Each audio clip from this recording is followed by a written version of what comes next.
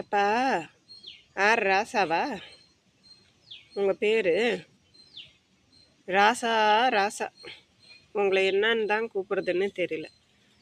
இல்லை நீங்கள் தெரிஞ்சு தான் பேசுகிறீங்களா, இல்லை தெரியாத மாதிரி நடிக்கிறீங்களானே தெரில.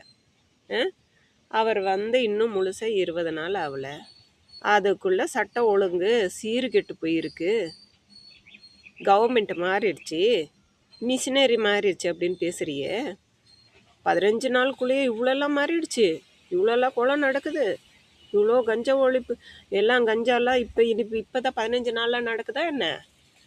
ராசா உனைய தான் கேட்குறேன். உங்கள் உதயநிதி ஒரு ப்ரெஸ் மீட்டில் ஒன்று கொடுத்துருந்தாரு தெரியுமா? இன்னும் 120 நாளில் தான் 150 நாள் தான் ஆயிருக்கு, இந்த குறுகிய டைமில் ஒன்றுமே செய்ய முடியாது, எல்லாமே செய்கிறாங்கன்னு சொல்லி பேசியிருந்தீங்களே, ஞாபகம் இருக்கா? அவர் 20 நாள் எல்லாமே பண்ணிகிட்ருக்கிறாரு. வயிற்றுச்சில் உங்களுக்கு என்னத்த சொல்கிறது? அட்லீஸ்ட் நீங்கள் பேசாமல் இருந்திருந்தா கூட ஜெயிச்சிருக்கலாம். பேசி பேசி மனுஷங்களுக்கு விஜய் மேலே என்னது இறக்கம் விஜய் தான் வரணும், இவ்வளோ பேசுகிறாங்களே, விஜய் தான் வர வைக்கலாம் அப்படின்னு சொல்லிட்டு வர வச்சிட்டோம் நாங்கள். எப்படி இருக்கு? இப்போ மறுபடியும் அதே தான் பண்ணுறீங்க. என்ன சீர் ஒழுங்கு கெட்டு போயிருக்குது உங்கள் இது மாதிரியா? வாங்க என் சூரில் காட்டுறேன் வாங்க. போலீஸ்காரங்க எவ்வளோ ஸ்ட்ரிக்டாக இருக்கிறாங்க. அங்கங்கே கஞ்சா குடிச்சிக்கிட்டு அங்கங்கே செத்துன்னு இருந்தானுங்க. இப்போ எப்படி இருக்காங்க பாருங்கள். அதே போலீஸ் தான், உங்கள் ஆட்சியில் இருந்த போலீஸ் தான். இப்போ மட்டும் அவங்கெல்லாம் ஏன் இவ்வளோ ஸ்ட்ரிக்டாக இருக்காங்க? ராசா ப்ரோவாமே ப்ரோ, ஒரு சின்ன பையன்கிட்ட பேசி எங்ககிட்ட எல்லாம் வாயில் வாங்குற மாதிரி பண்ணுறீங்க. சும்மா அது இருந்திருக்கலாம்.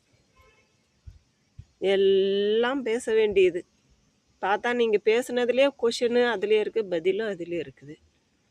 என்னத்தை தான் சொல்கிறது நாங்கள்? எதுவுமே கெடலை, நீ பேசுகிற அளவுக்கெல்லாம் ஒன்றுமே இல்லை.